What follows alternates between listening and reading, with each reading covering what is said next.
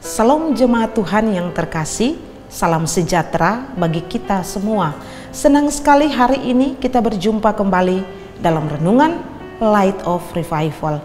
Harapan dan doa saya, Bapak Ibu Saudara semua, ada dalam keadaan yang baik di hari yang baru ini.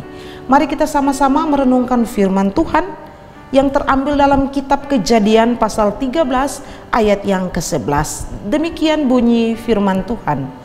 Sebab itu Lot memilih bagiannya seluruh lembah Yordan itu, lalu ia berangkat ke sebelah timur dan mereka berpisah. Jangan silau harta dunia. Saudara yang terkasih dalam Tuhan Yesus Kristus, kalau kita memperhatikan seluruh perjalanan hidup Lot, itu dimulai ketika dia keluar dari kampung halamannya mengikuti pamannya Abraham. Tentunya Lot percaya kepada Abraham sehingga dia juga rela meninggalkan kampung halamannya ke tanah yang Tuhan janjikan kepada mereka.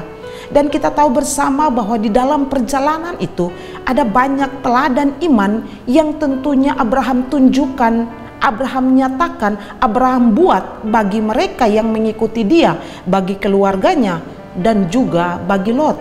Misalnya Abraham menunjukkan bagaimana hidup yang bergantung kepada Tuhan, bagaimana hidup yang percaya kepada janji Tuhan, bagaimana hidup yang menyenangkan hati Tuhan, bagaimana hidup di dalam penyembahan kepada Allah saja. Tapi saudara sekalian, semua itu tidak membuat Lot hidupnya berpusat kepada Allah.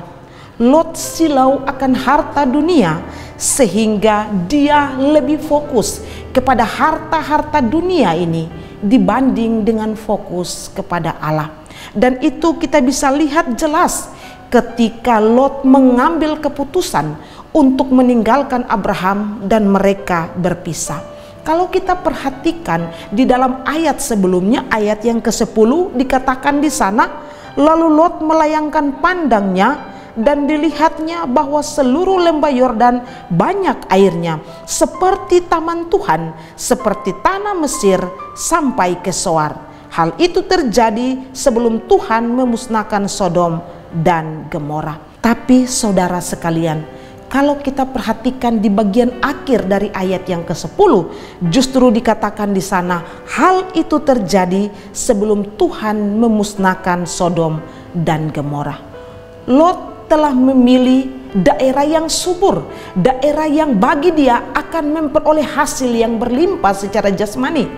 Tapi justru apa yang dia pilih itu adalah sesuatu yang kelak nanti membawa bencana bagi dirinya dan keluarganya. Dan di dalam bacaan kita di ayat yang ke-11, secara implisit kita bisa melihat di sana bagaimana Lot memilih dengan tidak ragu tempat itu, kemudian lalu bergegas setelah dia memilih dan pergi tinggal dan menetap di lembah Yordan, di tanah Sodom dan Gomora.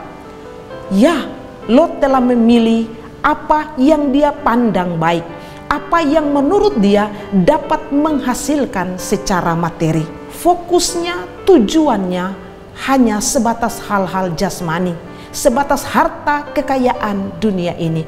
Lot begitu silau dengan semua harta itu, bukan lagi fokusnya kepada Tuhan. Dan kita melihat akhir daripada cerita Lot, Tuhan memang menyelamatkan Lot dan keluarganya, tidak termasuk istrinya.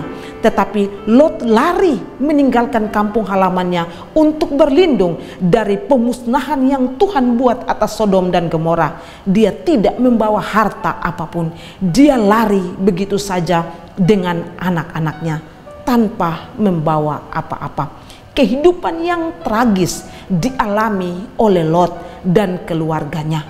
Awalnya dia memilih dengan harapan hidupnya akan jauh lebih baik, akan ada berkat secara jasmani berlimpah-limpah yang dia dapatkan. Tapi pada akhirnya justru Tuhan mengambil semua itu darinya. Kisah Lot ini juga menjadi pelajaran penting bagi kita semua. Kisah Lot hendak mengajarkan kepada kita supaya sebagai orang-orang percaya kita tidak perlu silau dengan harta dunia ini. Kita tidak boleh fokus hidup kita hanya kepada hal-hal jasmani saja hingga kita lupa kepada Yesus Kristus kepada Allah Sang Pemberi berkat itu. Mari kita renungkan bersama Bapak Ibu Saudara sekalian, dan kita mengoreksi diri kita. Berapa banyak dari kita yang ketika melihat harta kekayaan dunia, kita begitu tergoda, kita begitu silau akan semua itu, dan fokus kita hanya kepada hal-hal jasmani dan bukan kepada Allah. Saudara terkasih, jika Tuhan memang memberkati hidup kita, maka fokus kita bukan kepada berkat yang Dia berikan, tapi fokus kita harus kepada Dia, Sang Pemberi berkat itu sendiri. Biarlah kisah Lot menjadi bahan refleksi bagi kita semua. Karenanya fokuslah kepada Sang Pemberi berkat itu, bukan kepada berkat itu sendiri. Kiranya Tuhan memberkati kita. Mari kita berdoa. Tuhan Yesus yang baik, terima kasih. Kami bersyukur untuk bagian firman Tuhan yang kami belajar ini. Biarlah pelajaran yang boleh kami petik dari kisah Lot. Kami tidak silau, fokus kami bukan pada harta dunia ini. Tolong akan kami Tuhan. Kami orang-orang berdosa, kami manusia lemah.